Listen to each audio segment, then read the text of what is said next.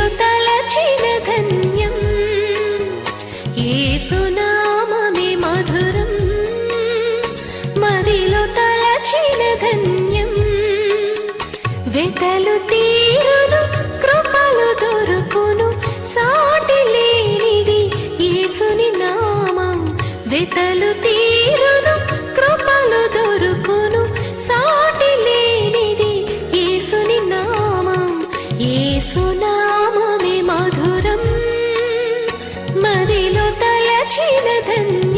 ప్రియమైన దేవుని బిడ్డలారా,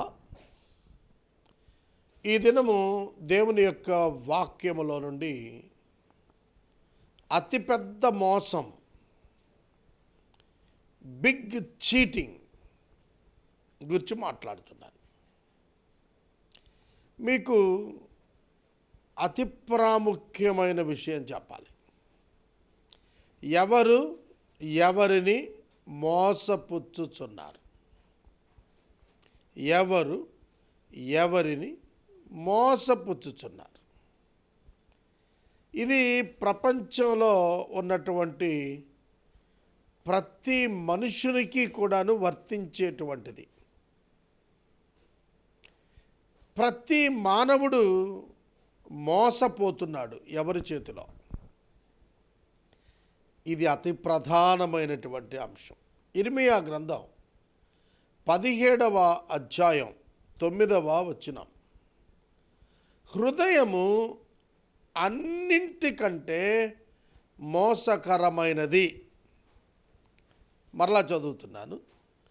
హృదయము అన్నింటికంటే మోసకరమైనది, మోస్ట్ డిసీట్ఫుల్. అన్నింటికంటే మోసకరమైనది మానవ హృదయము. అదేమిటండి? అవును, ఇది ఎవరిని మోసం చేస్తుంది? మానవ హృదయము మానవుణ్ణి మోసం చేస్తుంది. Please note it. మానవ హృదయము మానవుణ్ణి మోసం చేస్తుంది. మానవుని చిత్తము దేవుని చిత్తము కంటే కూడా తన చిత్తమునకే ప్రాధాన్యత ఇచ్చుకునేటువంటి ప్రమాదము ఉన్నది. ఆ కారణము చేత దేవుడు ఇచ్చిన మానవుని చిత్తము మానవుణ్ణి చిక్కులలో తనంతట తాను పడునట్లుగా చేస్తాను. జాగ్రత్తగా గ్రహించండి. మానవుడు తనను తాను మోసం చేసుకుంటున్నాడు. ఎందుకంటే అతడు అబద్ధమును విశ్వసిస్తాడు. అది అతని చిత్తం, అతని ఇష్టం. He can trust what ever he want to trust, what ever he wants to believe. That is called will. దేవుడు తాను చిత్తము కలిగి ఉన్నట్లుగా మానవునికి కూడా చిత్తాన్ని ఇచ్చాడు, విల్ ఇచ్చాడు. He can choose, he can decide. He can choose, he can decide. Every human can choose their own ways. ప్రతి మనుషుడు తన సొంత మార్గాలను తాను ఎంపిక చేసుకొనవచ్చు,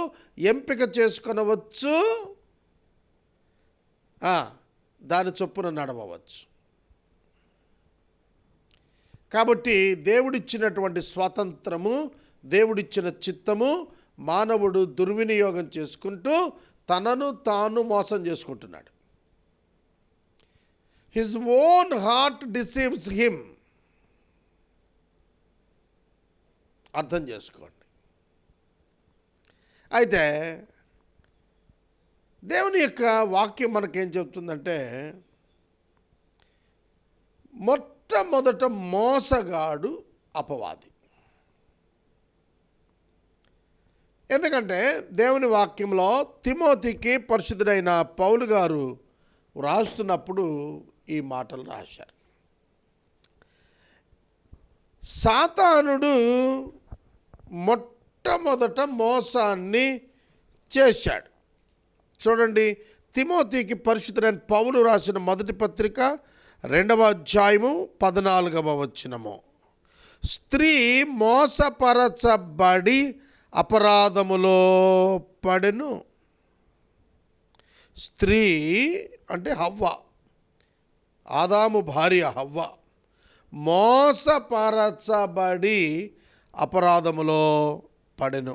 ఎవరు మోసగించారు? సాతానుడు. డిసీవర్, వాడి పేరే డిసీవర్. కనుక ఈ అపవాది మనుషులను మోసం చేస్తాడు. మోసం చేస్తున్నప్పుడు మానవుడు దానిని స్వీకరిస్తున్నాడు. అతని హృదయం ఈ మోసాన్ని అంగీకరిస్తుంది. That is the problem. అయితే నేను చెబుతాను వినండి, మానవుని యొక్క హృదయము మానవుణ్ణి మోసం చేస్తోంది, అతనిని దేవునికి దూరంగా తీసుకొని వెళుతోంది. వాడు చేసేటువంటి మోసం ఏమిటి?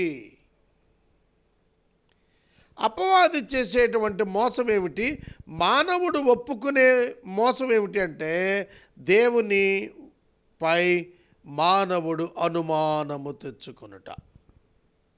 Doubt on God and his scriptures and his word. దేవుని వాక్యమును, దేవుని లేఖనమును దేవుణ్ణి అనుమానింప చేస్తుంది. That is the greatest deceit.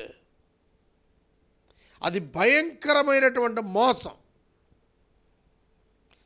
అందుకనే ఆదికాండం 3వ అధ్యాయంలో అపవాది హవ్వతో మాట్లాడుతున్నప్పుడు అతడు వినియోగించిన మొట్టమొదటి అస్త్రం ప్రశ్న. ఆ ప్రశ్న దేని గురించి అంటే, దేవుని పైన నమ్మకత్వం గురించి. Is it true? ఏది ఇది నిజమా? ఏది దేవుని మాట నిజమా? కాదు అని చెబుతాడు. స్త్రీ మోసపరచబడింది. స్త్రీ తన స్వబుద్ధిని వినియోగించింది, తన చిత్తాన్ని వినియోగించింది. తనంతటా తాను దేవుణ్ణి అనుమానించింది, దేవుణ్ణి అవిశ్వాసం ఉంచింది. కాబట్టి ఫస్ట్ చీటింగ్ ఆన్ గాడ్, దేవుని గురించి మొట్టమొదట మోసం జరిగింది. తర్వాత మరొకటి ఏమిటంటే, నీవు చావనే చావవు అన్నప్పుడు, పాపము వలన వచ్చు జీతము మరణము, ఇక్కడ నీవు పాపివి కావు అని చెప్పటం. ఇప్పుడు ప్రపంచ ప్రజలలో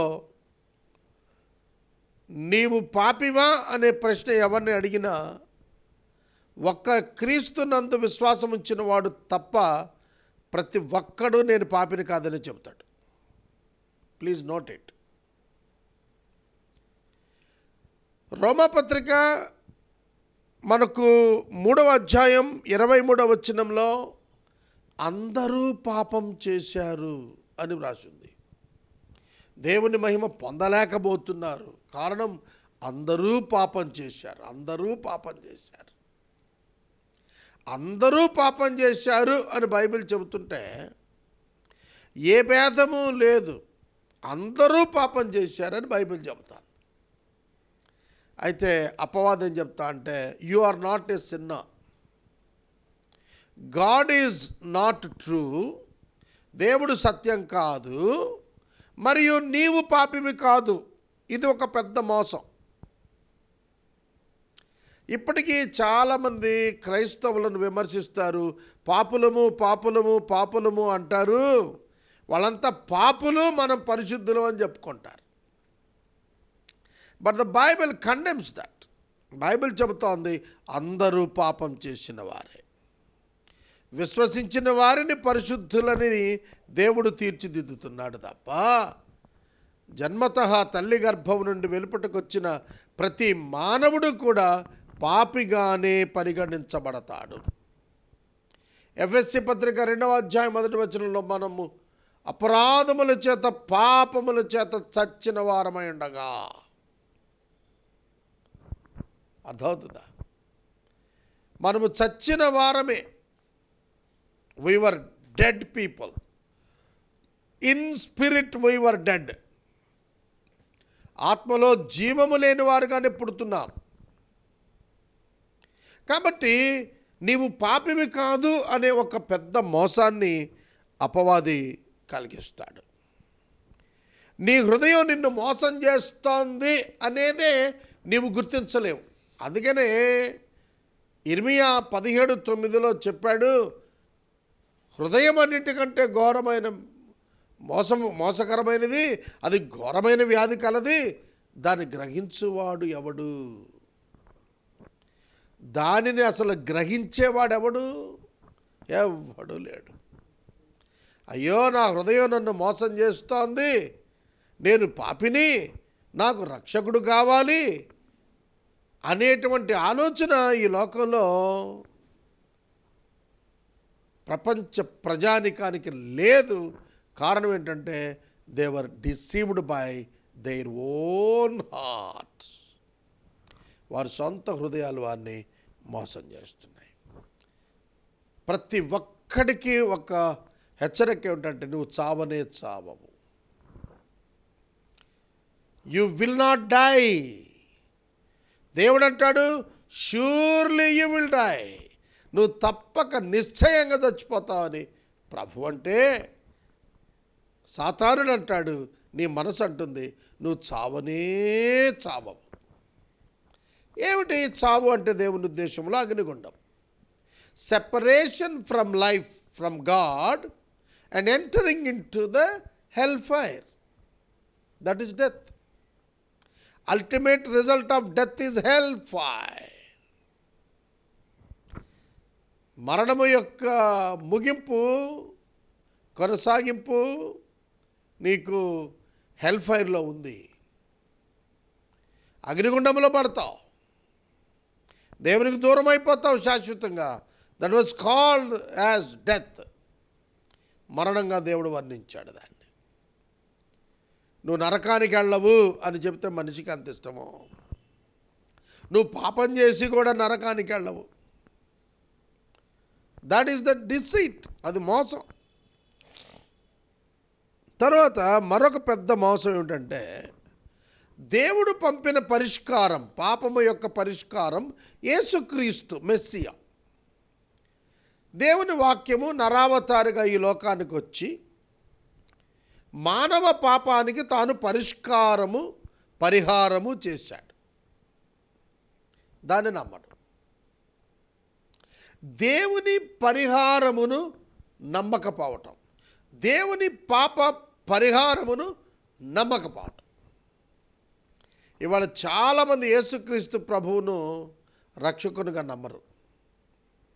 ఎందుకంటే వాళ్ళు తమ సొంత క్రియల చేత పరలోకంకి వెళ్ళే యత్నం చేస్తున్నారు తప్ప, యేసునందలి విశ్వాసము చేత సంపూర్ణ పాప క్షమాపణ ఉచితంగా పొంది పరలోకానికి వెళ్ళటానికి వాళ్ళకి ఇష్టం లేదు. ఎందుకంటే they were deceived by themselves.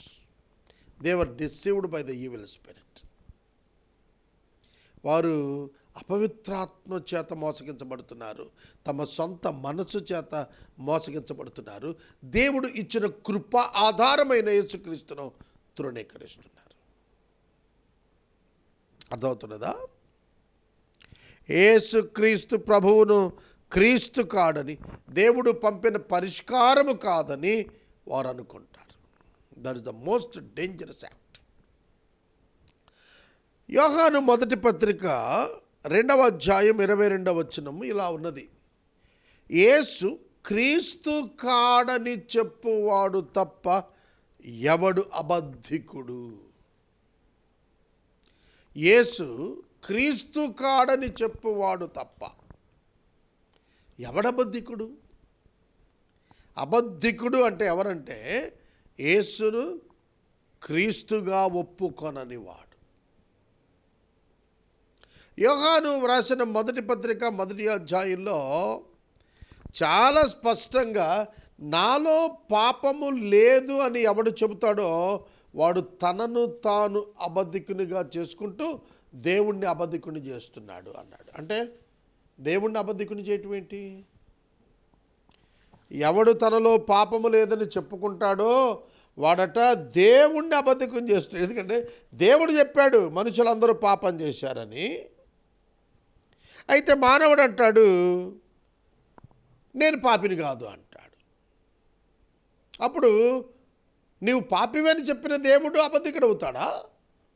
యోహాను వ్రాసిన మొదటి పత్రిక 1వ అధ్యాయం 10వ వచనం, మనం పాపము చేయలేదని చెప్పుకునే ఎడల ఆయనను అబద్ధికునిగా చేయువారు మగుదము, మరి ఆయన వాక్యము మనలో ఉండదు. మనం ఆయన అబద్ధికుని చేసిన వారం అవుతాం అన్నాడు. కాబట్టి యేసు దేవుడు కాడు, యేసు క్రీస్తు కాడు, యేసు రక్షకుడు కానే కాడు అని నీ హృదయం నిన్ను మోసం చేస్తుంది. జాగ్రత్త. యోహాను రాసిన మొదటి పత్రిక 4వ అధ్యాయము 3వ వచనము చదువుతున్నాను. ఏ ఆత్మ యేసును ఒప్పుకొనదో అది దేవుని సంబంధమైనది కాదు. ఏ ఆత్మ యేసును క్రీస్తును శరీరధారి అయి వచ్చనని ఒప్పుకొనునో అది దేవుని సంబంధమైనది. దైవ సంబంధమైన ఆత్మ, పరిశుద్ధాత్మ, యేసు నరావతారిగా వచ్చినవాడు, వాక్యము నరావతారిగా వచ్చెను అని నమ్మించేది పరిశుద్ధాత్మ. నమ్మనిది నమ్మనివాడు, నమ్మకుండా చేసేది దురాత్మ, మానవాత్మ. కనుక మనుష్యుడు తనను తాను మోసం చేసుకుంటాడు. ఏమిటి అని అంటే యేసు క్రీస్తు దేవుడు కాడు అని తనను తాను మోసం చేసుకుంటున్నాడు. సత్యము సత్యమే కదా. రేపు ప్రభు ఎదుట నిలిచినప్పుడు ఏడుస్తారు. ఎందుకంటే అయ్యో మమ్మను మేము మోసం చేసుకున్నామే అని. వారి విగ్రహములన్నిటినీ పారవేశారన్నాడు. అవి తమను మోసం చేశారు కాదు, వాళ్ళు వాళ్ళని మోసం చేసుకున్నారు. కర్ర, రాయి, లోహం ఏం మోసం చేస్తుంది నిన్ను? నీ హృదయం మోసం చేస్తోందని నువ్వు తెలుసుకోవాలి. కనుక యేసుక్రీస్తు ప్రభువు యొక్క దైవత్వాన్ని అంగీకరించకపోవటం అతిపెద్ద మోసం. అది నీ మనసే నీకు చేస్తుంది. నీ మనస్సు నిన్ను లోబరుచుకుంటా. నువ్వు చేయదలిచిన మేలు చేయకుండా కీడు చేసేట్టుగా నిన్ను లోబరుచుకుంటుంది. నీలోని పాపము నిన్ను లోబరుచుకున్నది. ఇది సత్యము. అయితే దాన్ని నమ్మడు. అదే మోసం. తాను పాపినంటే నమ్మడు.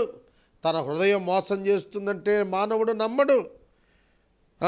యేసు దేవుడు అంటే మానవుడు నమ్మడు. నువ్వు చావనే చావవంటే నమ్మేస్తాడు. నువ్వు చావవు, you will transfer into another body. ఒక మానవుడు చనిపోయిన వెంటనే పాతాళ వశం అయిపోతాడు వాడు ప్రభువుని అంగీకరించకపోతే. అది బైబిల్ చెబితే మానవ హృదయం చేసే మోసం ఏమిటంటే పాతాళం లేదు, పాడు లేదు. మరొక రూపానికి నువ్వు మారుతావంటే నమ్ముతాడు. It's a biggest deceit. నేను మతాల గురించి మాట్లాడతా, మానవులకు కలిగి ఉన్నటువంటి నమ్మకాల గురించి మాట్లాడుతున్నాను. ఎవరిని మోసం చేస్తున్నారు? మరణానంతరం వేదన స్థలంలోనికి వెళ్ళాల్సి వస్తుందనే ఆలోచన ఎంతమందికి ఉంది? లేదు. It's a big deceit. బైబిల్లో లూకాసు వార్తలో మనకు 16వ అధ్యాయంలో చాలా చక్కటి వివరణ ఉన్నది. ధనవంతుడు మరణించాడు, పాతాళంలో పడిపోయాడు. వాడు అనుకోలేదు పడతాడని, పాతాళ విషయం అయిపోయాడు. కానీ తను అనుకున్నాడు దాన్ని బట్టి, అనుకోని దాన్ని బట్టి పడతాడు కాదు. ప్రభువుని అంగీకరించలేదు, అంతే పాతాళ విషయం అయ్యాడు. ప్రియమైన దేవుని బిడ్డలారా,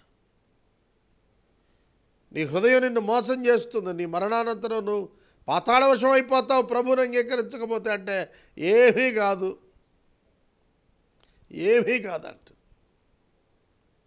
తర్వాత ఇంకా భయంకరమైన మోసం ఏంటంటే, ఉచిత పాప క్షమాపణ దేవుడిచ్చాడు అంటే నమ్మరు. పాపికి రక్షణ కృప ద్వారా ఇవ్వబడింది అంటే నోబడి బిలీవ్స్ ఇట్.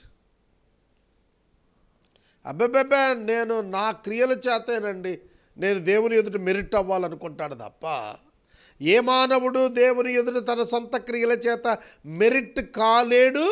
దేవుని యందలి విశ్వాసం ద్వారా మాత్రమే దేవుని ఎదుట అంగీకరించబడతాడు అనే సత్యాన్ని మనసు నమ్మదు. మంచి చెడుల చేత దేవుణ్ణి ఎదురు తీర్పు పొందాలని అనుకుని నాశనానికి వెళ్తాడు మానవుడు. కాబట్టి they don't believe in the salvation of God. They don't believe in the grace of God. దేవుని కృపను నమ్మకుండా చేసేస్తుంది నీ హృదయం. అదే మోసకరమైనటువంటిది. నరకం ఉందంటే మాట్లాడదు, విశ్వసించడు. చచ్చినాక ఎవడు చూసి వచ్చాడులేండి పొండి అంటాడు. ఏం జరుగుతుందో ఎవడు చెప్పాడండి వెళ్ళండి అంటాడు. తన హృదయం తన మోసం చేస్తోంది. నరకము లేదు అంటే మానవుడు సంతోషంగా ఉంటాడు భూమి మీద. నరకమును గూర్చి దేవుడు మనల్ని భయపెట్టడంలా, నరకము నుండి విమోచించబడే మార్గాన్ని ఇచ్చి ధైర్యం చెబుతున్నాడు. ఇది మనం గుర్తించాల్సిన సత్యం. తర్వాత పరలోకములో కూడాను మానవ సంబంధమైనటువంటి సుఖానుభవాలు ఉంటాయి అంటే నమ్ముతాడు. That is the great deceiving. మనుషుడు కోరుకునే పరలోకం ఏమిటంటే ఈ లోకంలో ఉండేటువంటి రిచ్నెస్సెస్ అండ్ ప్లెజర్స్. అవి పరలోకంలో ఎందుకుంటాయి? ఇది బైబిల్ చెబుతున్నది. దీన్ని మన హృదయాలు నమ్మటం లేదు. ప్రపంచ జనాభాలో అత్యధిక శాతం పరలోకం అంటే ఫిజికల్ ప్లెజర్స్, లస్ట్ఫుల్ ప్లెజర్స్ అని అనుకుంటున్నారు. తినటం, తాగటం, స్త్రీలతో సుఖించటం, అదే స్వర్గం అనుకుంటున్నారు. It is the deceit. ఇది మోసకరమైంది. తర్వాత భూమి, సూర్యుడు, చంద్రుడు, నక్షత్రాలు, ఆ తదుపరి సముద్రము, ఇవన్నీ శాశ్వతం అని నమ్ముతున్నారు. ఇవి అశాశ్వతం. ఒక దినాన్ని ఇవన్నీ నాశనం అవుతాయి. దీన్ని నమ్మడు. బేసికల్గా దేవుడు ఏదైతే చెప్పాడో దానిని నమ్మరు. ఒక్క మాటలో చెప్పాలంటే దేవుని వాక్యములో చెప్పబడిన సంగతులను నమ్మకపోవటమే సొంత మోసం. తనను తాను మోసం చేసుకోవటం. Self deceit. ఒక మనిషి తనను తాను మోసం చేసుకుంటున్నాడు. ఇది మనం తప్పక తెలుసుకొనవలసినటువంటి ప్రధాన పాఠం. ప్రియమైన దేవుని బిడ్డలారా, మనుషునికి తీర్పు తీర్చబడింది. అది నిత్య అగ్నిగుండం. క్రీస్తునందున్న వారికి తీర్పు లేదు. నో. తీర్పు లేదంటే ఎట్లా అండి? తీర్పు ఉంటుంది అని నమ్ముతారు. తీర్పు ఎవరికి ఉంటుంది? అవిశ్వాసికి. విశ్వాసికి తీర్పు లేదు. రోమా 8:1. క్రీస్తు యేసునందున్న వానికి ఏ శిక్షా విధి లేదు. తీర్పులో నుండి జీవములోనికి మనము దాటి ఉన్నాము. యోహాను సువార్తలో 5:24 చెప్పాడు. మనం జీవములోనికి దాటి ఉన్నాం. తీర్పులో నుంచి, మరణములో నుండి జీవములోనికి దాటి ఉన్నాం. This is truth. But the human heart never accepts it. మానవ హృదయం దీన్ని ఒప్పుకోవట్లేదు. పరలోకం ఉంది అంటే ఉంది అంటాడు. కానీ ఆ పరలోకం వారికి భౌతిక సుఖాలనిచ్చే పరలోకం అనే భావిస్తాడు. నరకం ఉంది అంటే లేదంటాడు. నేను నరకానికి పోను, దేవుళ్ళు ఐక్యమైపోవటానికి రకరకాలుగా నేను రూపాంతరాలు చెందుతాను అనుకుంటాడు. I'm not talking about any religion, but how the human heart deceives a person. రక్షకుడైన యేసుక్రీస్తు ప్రభువుని రక్షకునిగా అంగీకరించదు. వాక్యమైన దేవుడు నరావతారి అయి మానవ పాపం కొరకు పరిహారంగా తన ప్రాణాన్ని ఇచ్చాడు. దానినందు విశ్వాసం ఉంచినవాడు అగ్నిగుండం నుండి తప్పించుకుంటాడు, పాపము నుండి విమోచించబడతాడు అంటే human heart never accepts it, ఒప్పుకోదు. కనుక మన హృదయము మనల్ని మోసం చేస్తుంది. అపవాది మోసగాడు మనలను మోసం చేస్తున్నాడు. మన హృదయము మోసకరమైంది, మనల్ని మోసం చేస్తుంది. దేవుని పైన విశ్వాసం ఉంచవలసిన మానవుడు దేవుని పైన అవిశ్వాసం ఉంచుతున్నాడు.